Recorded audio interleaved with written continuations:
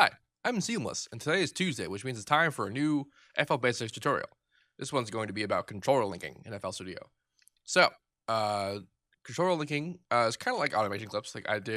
Automation clips are part of the whole thing, and I talked a little bit about how automation clips work, but this is a little bit separate, but also inclusive of that. So we'll touch a bit on automation clips, but it's mostly about controlling things in ways that don't use automation clips. So I have here a bunch of controllers open. I have the control surface, which is a neat plugin. These will all get their own tutorials at some point, like the XY controller and the peak controller, and I haven't talked about yet, but I will do tutorials with them, and things will be good. But for now, all we really need to know is that they generate controllers that are linkable within FL. So I have a citrus patch here, and the reason why is because I'm going to want to make a I want to make a patch, and then I want to control aspects of it with the controllers. So let's make a patch. Making a patch. Making a patch. If you have no idea what I'm doing with this patch, look at how to base 6 if you want to know how to do it with citrus, and how to base 50. How to base 6, and how to base 50 if you want to do it with FMA words. I use them. Yeah, so now we have base. So now I want to automate it. Well, I want to modulate the FM, right? So I'm going to go to mod. I'm going to set up mod X. And there it is. So a direct way to do it, the most direct, is to create an automation clip, and then bam, you have control, right?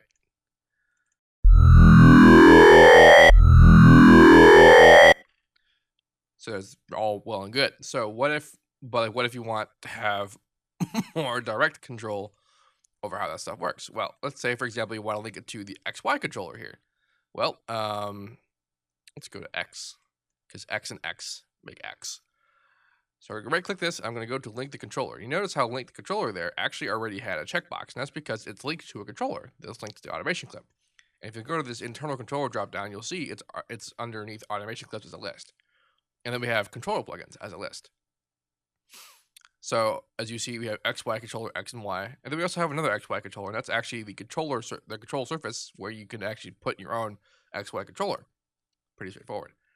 So we want to link it to X, and then there it is. And then now that we have selected, we have other various options like we can enable record automation, which what this means is that if you hit record and you're doing MIDI recording and you move the knob, it'll record the knob movement. But then also if it's an automation clip and the automation clip moves the knob, it'll record the automation clip's movement into event edits. So if you wanted that, there it is.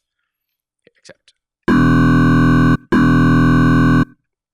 I actually unlinked the automation clip there so that I could use the XY controller. But what if I wanted both? What if I wanted the automation clip and the XY controller? Well, do that too. We go up here to where it says link 1. We go to new link. And now we have a whole new link that's unrelated to everything else. So we're going to go in here and select the automation clip. Hit accept. And you can see you can actually do both at once. It's sort of odd, but I have to imagine the most useful way to mess with these is to do that one at a time. So, but however, come up with your own stuff kind of thing. But that's how you link more than one controller to a single parameter. How do you link more than one parameter to a single controller? You also do this in the link to controller window. So let's say I want to link Y to the X automation clip. I'm going to link the controller. And then just like we found the XY controller in the list here, the automation clip is going to be in this list for everything. So I can link this to that. And then of course, if I had remove conflicts engaged, it would remove the X knob from that link so that there would be conflicts. But I usually have that off so that there isn't really an issue. Hit accept. And now we have 2 parameters linked to a single automation clip. That's what that does. That's how you do that. Other options include the ability to actually link to a MIDI controller. So if you have an actual controller of some kind that has like knobs and sliders, things that output CC commands, not note data and not program change data, but CC or control change data or continuous control data. I don't know what CC stands for, but point being, you can set it manually. You can set the port and then you can set the control. And of course, I just did in link 1, so that means I want to bring that back here and go to new link, and you can set it manually by doing this, or you can have auto detect on, and it will, if you move the knob and you have it selected, it's engaged and it's enabled in FL's audio options, MIDI options rather, it will automatically set that controller to be the controller for this business, and it'll close the window, and then you'll have it linked to there, and it'll be good. You have different types of like types for controllers. You know, if you have button, you can set things to be buttony kind of deal. Along those lines, input goes to selected channel track. That's what Omni button does. Along those lines, we have controller behavior over here in the mapping formula area. So by default, it's 1-to-1. You know, you move it a direction, and then that direction is moved in the controller. And the drop-down menu here, we have various defaults for things. Like we can make it a log, so it's it's tensioned differently, kind of thing. And you see, look at the actual like formula here. That there's actually like a special kind of code and formula for this to create these shapes.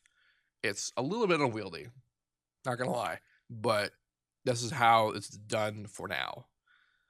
We have so many other options, and like the code is very in depth for creating and managing how things work. And you can look at the manual to see how like more specific about how it works, but that's what this stuff is for. This is a special setup for if you want to use a launch pad as an XY grid for a controller, kind of like the XY controller, only for a launch pad. So you hit various buttons, and it'll move that point in the XY grid. That's what it's for. And then below this, we have the smoothing options. So smoothing, most plugins, like Citrus, for example, has its own internal smoothing for stuff. That's what the smooth button is over here. Go away. Go away, Windows. Stop it. I'm already here. I don't need you to be telling me it's there. Go back to smoothing.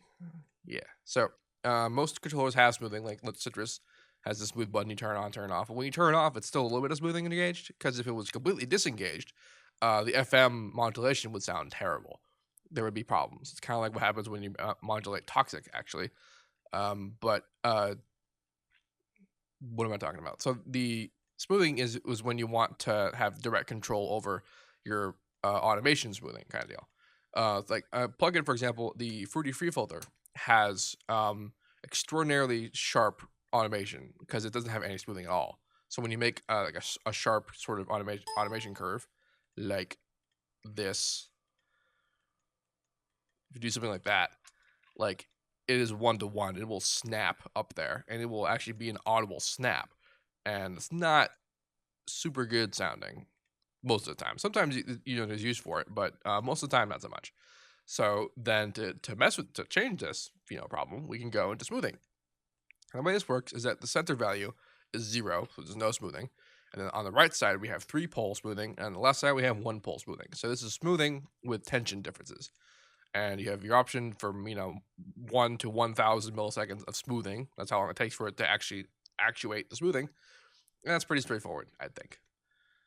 Yes. So I think I covered everything that this window has to offer in terms of controller linking. We talked about how to link more than one controller to a parameter. We also talked about how to link more than one parameter to a controller. You do this with third-party VSTs exactly the same way that we did automation clips with third-party VSTs. You move the parameter, you go to Tools, Last Tweaked, and it will give you the parameter that you last tweaked. And then this is basically the right-click menu. You can go to link the controller, and that works too. Or you can go to Browse Parameters if the controller supports this, and you see all the parameters. You can find them, and you can also do. Does this do it? It doesn't do it. The third-party wrappers. I'll just open one. Massive. Browse parameters, as well as having the actual parameters that are listed in the face, you could actually go and do MIDI CC values for things like the mod wheel, which FM8 has a mod wheel, so that it interprets CC1 as the mod wheel control. And you can right click this and link it to a controller, and then control it, and it'll be just fine. Also, contact libraries, like if you used the sustain pedal, which is over here somewhere, like foot controller or something like that. I'm pretty sure there's actually one of these, like sustanuto or soft pedal or whatever. Damper pedal sustain, yeah. So if you automated this and you set it to be a switch, up and down, FM8 would, or contact would interpret that as using a sustain pedal. So if you have like a piano patch that's set up to make that work, that's how you would do that. And you could right click it and link the controller, and then that's how I would do his job. So that is how that all works. If you have any questions about that, let me know. And as usual, have a nice day.